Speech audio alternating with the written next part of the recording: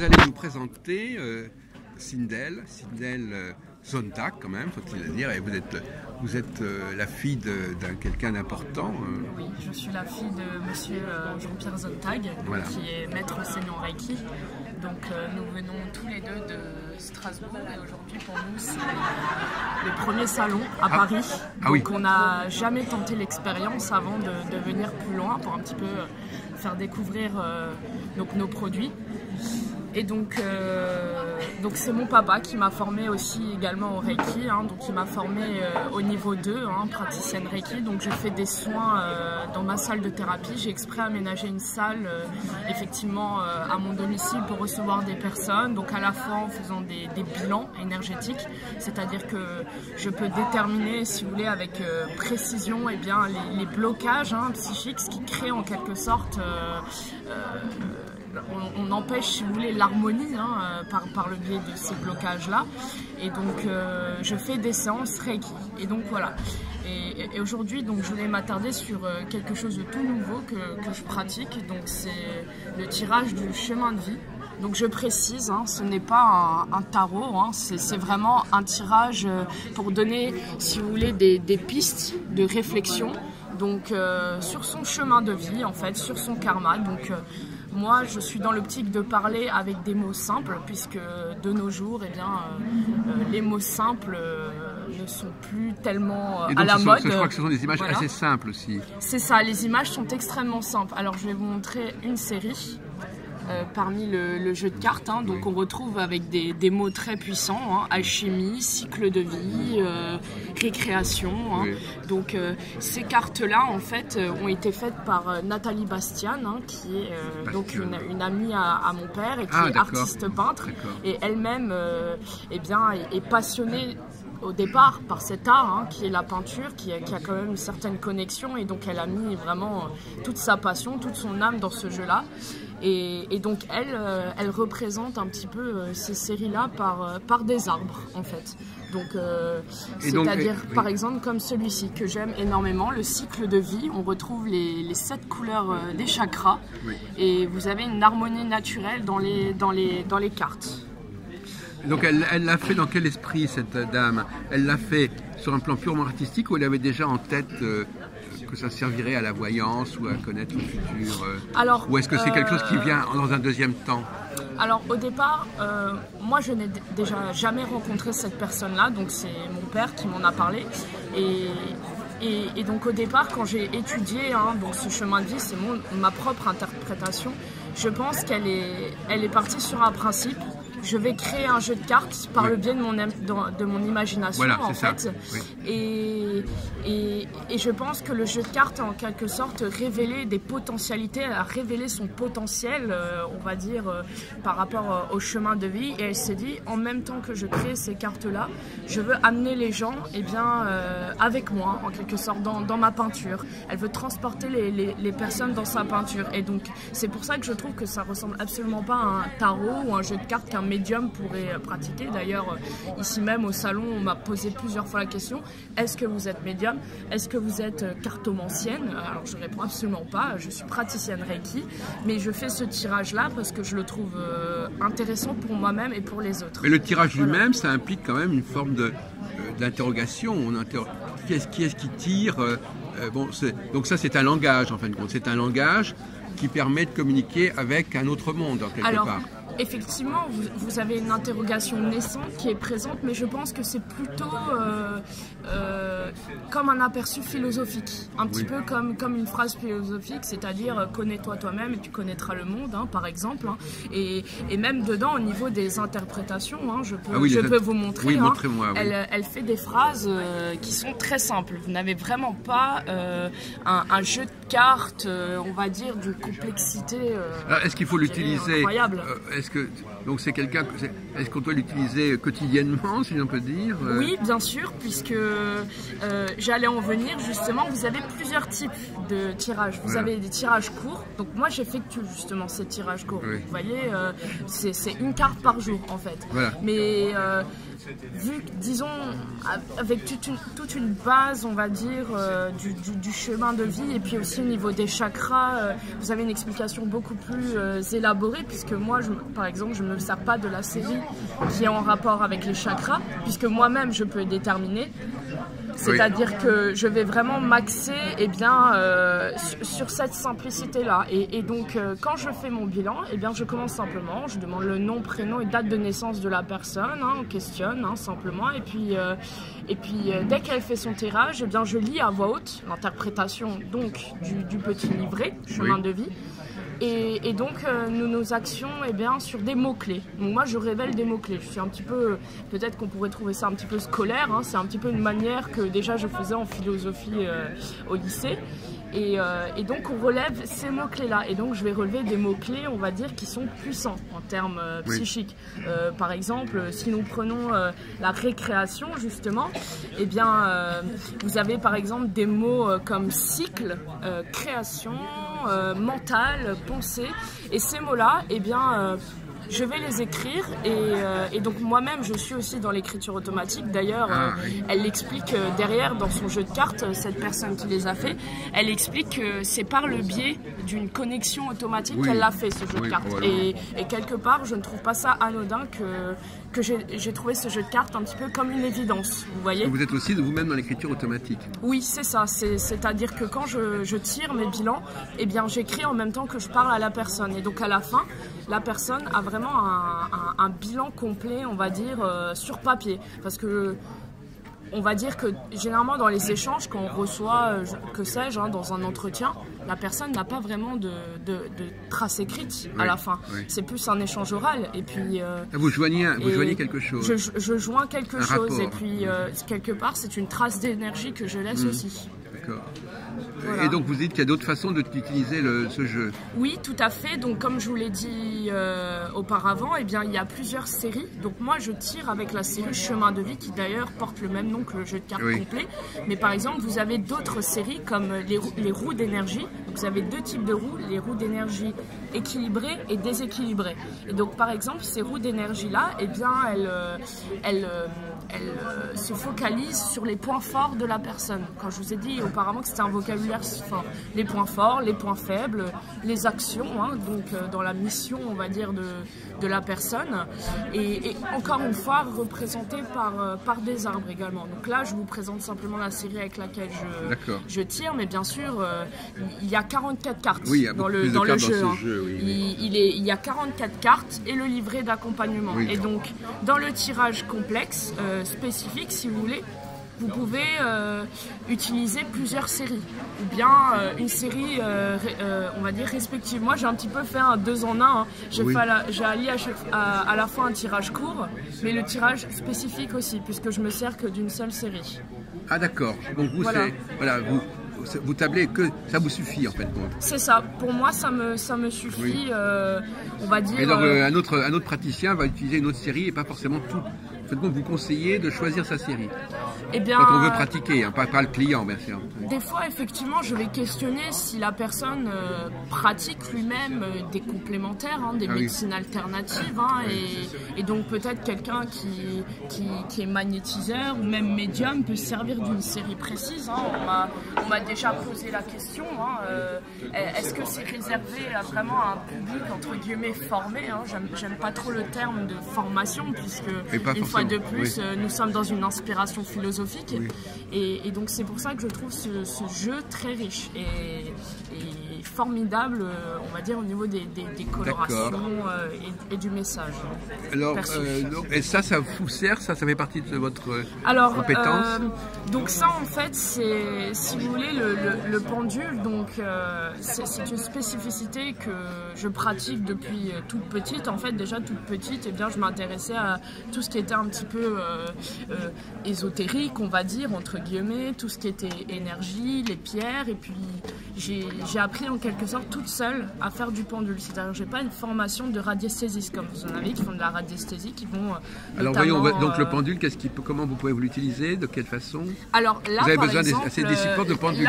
Là j'ai des supports de pendule, effectivement. Donc c'est des cadrans en fait pour mesurer les plans physiques, énergétiques et spirituels. Alors moi je m'attarde surtout sur le plan énergétique et spirituel, puisqu'avec ce cadran-là, par exemple, eh bien on peut mesurer le taux de vitalité. Et donc ce cadre-là, il transcende avec la moitié de ce cadre-là dans le plan physique. Et donc quand je prends des mesures, eh bien je me concentre effectivement sur la fréquence vibratoire de la personne et je mesure avec le pendule. Et donc je peux déterminer eh bien le taux vibratoire, c'est-à-dire l'énergie en quelque sorte que la personne va dégager dans son potentiel par rapport à son environnement, par rapport à ses pratiques. Et cette information, qu'est-ce qu'elle peut en faire? Ça permet de la situer comment? Quelle information vous avez sur la personne en sachant quel est son taux vibratoire?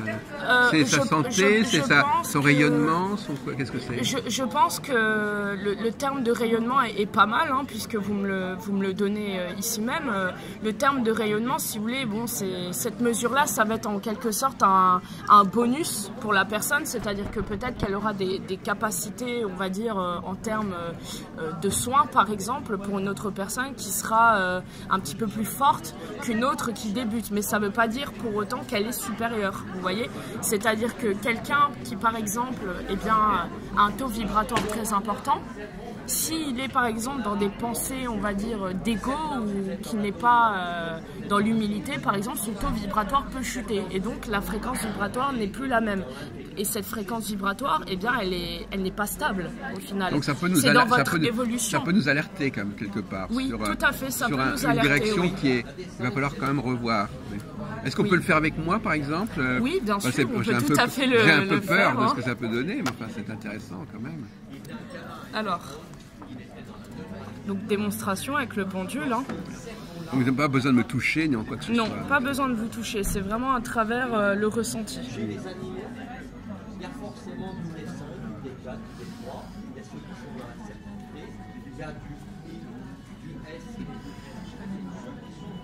Donc moi, je relève, on va dire, une fréquence qui est à 60 000. Donc c'est plutôt excellent. Hein. Vous vous situez dans le plan spirituel, vous êtes un petit peu à la marge, hein, si vous voulez. Et vous voyez, par exemple, cette indication-là, ça pourrait, par exemple, être une preuve de technique ou d'expérience que vous avez vécue, qui vous a fait monter psychiquement parlant. Ça peut être de méditation, ça peut être du yoga, ça peut être par exemple de l'ancrage dans des lieux telluriques, hein, tels que sais-je, dans des forêts ou bien des montagnes.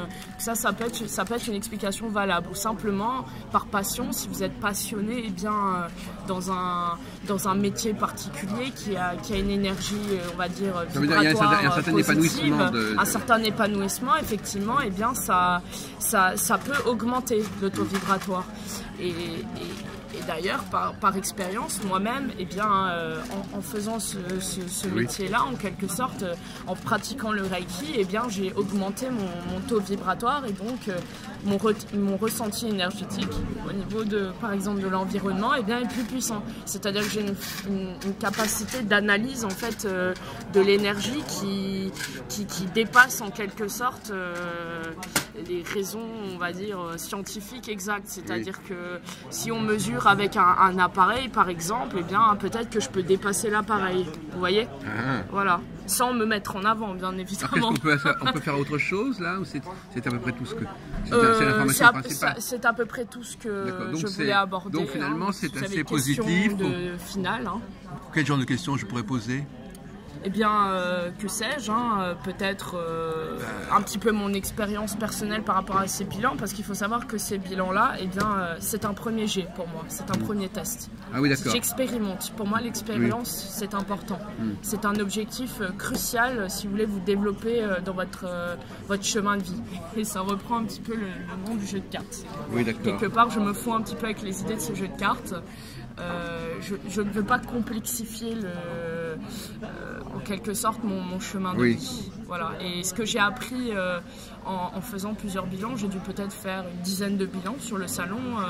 Chaque personne, vraiment, c'est des êtres singuliers formidables. Hein. J'ai eu des personnes qui étaient un petit peu sceptiques hein, au départ, ou bien certains qui étaient très ouverts d'esprit. Hein, donc je pense qu'ils sont un petit peu interpellés parce que, en quelque sorte, ce jeu de cartes, il change un petit peu ce qu'on pourrait retrouver dans ce salon, où vous retrouvez en majorité des médiums, et qui eux vous proposent des perspectives totalement différentes de ce que je propose. Vous voyez ? Oui. Mais alors le paradoxe, c'est qu'effectivement, ce jeu, c'est une artiste qui l'a fait. Oui. Est-ce qu'elle l'avait fait Elle connaissait à l'époque déjà votre père? Alors ça, je ne sais pas, il faudrait lui demander. Est-ce que c'est lui qui l'a inspiré à le faire? Non, je ne pense pas. C'est vraiment elle a... Enfin, de ce que j'ai ressenti à travers ce jeu de cartes, comme je l'ai dit auparavant, je ne la connais pas personnellement. Je pense que c'est un petit peu sa connexion hein, qui l'a amené à faire ça. C'est-à-dire que peut-être en faisant plusieurs peintures, elle s'est rendue compte qu'à travers ce jeu de cartes, elle a pu transmettre ses idéaux de la peinture. Comme je vous ai dit, elle a mis vraiment tout son cœur dans ce jeu de cartes. Parce que on le ressent. Et comment est-ce qu'elle a mis des noms sur les tableaux, en fin de compte Eh bien, je dirais simplement au niveau de la représentation. On va prendre un exemple concret, transformation, où on voit très bien déjà les couleurs des chakras tout autour, hein, qui représentent donc... on peut parler par exemple de cette couleur de l'arc-en-ciel, et puis ce papillon. Et ce papillon, il est fascinant, parce que la transformation, le papillon, il subit plusieurs cycles. Ah oui, la métamorphose. La métamorphose, le côté un petit peu précieux, hein, le côté un petit peu éphémère hein, du papillon. Le papillon, c'est un être très fragile, et quelque part, peut-être que l'être humain est aussi un être très fragile et qui subit des transformations. Et vous voyez, on peut aller tellement loin dans cette interprétation de la carte. Et là, par exemple, je me base même pas sur ce qui peut être dans le fascicule. Mais je me base à votre par avis, rapport à mon quand ressenti. elle a fait ça, elle savait à peu près ce qu'elle faisait quand même. Oui, tout à fait. Oui. Elle a utilisé un savoir. Elle a utilisé à la fois son savoir, c'est-à-dire ce qu'elle a appris en peinture, comment apprendre à peindre. Donc ça, de toute façon, c'est comme quand vous apprenez à jouer de la guitare, c'est comme quand vous apprenez à conduire. Hein, il n'y a pas de secret, il faut suivre un protocole précis. Et puis après, elle y a mis sa passion. Donc je pense que cette personne-là, elle est à la fois très logique, mais aussi très intuitive. Et c'est ça qui rend son jeu de cartes si puissant. Il y a beaucoup dans cette série, il y a beaucoup d'arbres hein, quelque part. Oui, mais les arbres, ça fait référence, si vous voulez, au commencement. Hein. Si je peux prendre un nom un petit peu, on va dire qu'un jour j'avais lu dans un roman, Yggdrasil, c'est l'arbre-monde. Et l'arbre-monde, c'est le commencement. Et donc, si vous voulez, cet arbre-là, eh bien l'être humain, il peut aussi s'y confondre quelque part. Parce que quand on naît, on va semer aussi des graines par le biais de nos pensées, par le biais de nos paroles, et donc ça va créer une réalité. Vous voyez, ça va créer la réalité de notre chemin de vie. Alors les autres cartes, c'est pareil. Celle-là, par exemple, il y a un savoir qu'elle a inscrit dans son... Alors je pense peut-être que dans cette carte-là, elle, déjà avec les couleurs, elle reprend à chaque fois les couleurs des chakras. Donc ça revient vraiment plusieurs fois. Hein. Et puis l'arbre également. Et puis elle informe aussi avec des géométries. Là, vous voyez, cette fois-ci, cette forme un petit peu étoilée, hein, donc qui peut faire penser par exemple à une géométrie sacrée, vous voyez, et qu'on peut retrouver partout dans les connaissances. Donc elle a déjà mis de l'ésotérique dans son jeu. Il est complètement ésotérique. Hein, ce jeu, hein. Il y a pas de secret, hein. Vous l'avez jamais parlé? Vous avez parlé avec elle? Non, jamais. Je l'ai jamais rencontrée, je ne l'ai jamais vue, mais j'aimerais bien. Mais elle l'a conçu pour être utilisée comme ça. Pour être utilisé pour tous. C'est vraiment un jeu. J'aime pas trop le terme de tout public, hein, puisque c'est comme si vous retrouveriez ça dans un centre commercial, par exemple, mais c'est un petit peu en quelque sorte laisser la chance à quelqu'un de se développer personnellement et psychiquement. Alors vous-même, par exemple, comment vous imaginez que vous allez aussi peut-être faire un jeu un de ces jours?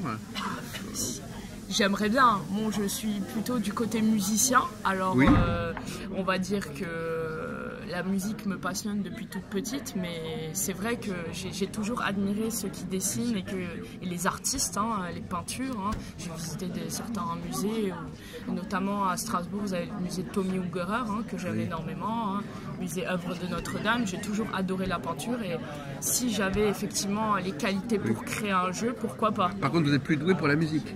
Oui, c'est ça. Vous pourriez composer des choses, composer une musique pour les gens, pour les aider. Pourquoi pas, ça serait une perspective, effectivement. Oui. Pourquoi pas, il faudrait que je me porte là-dessus, effectivement. Mais c'est depuis toute petite, vous avez des passions naissantes, un petit peu des passions secondaires, et bien ça se développe. En même temps que votre conscience, elle se développe. Et c'est pour ça que des personnes qui sont dans ces domaines-là, comme l'art, comme la sculpture, la peinture, la musique, et bien quelque part ils se comprennent. Et c'est pour ça que je comprends ce jeu de cartes-là, parce que je suis moi-même dans l'art. D'accord. Voilà. Bon, merci beaucoup, Sindel. Je vous en prie. Alors,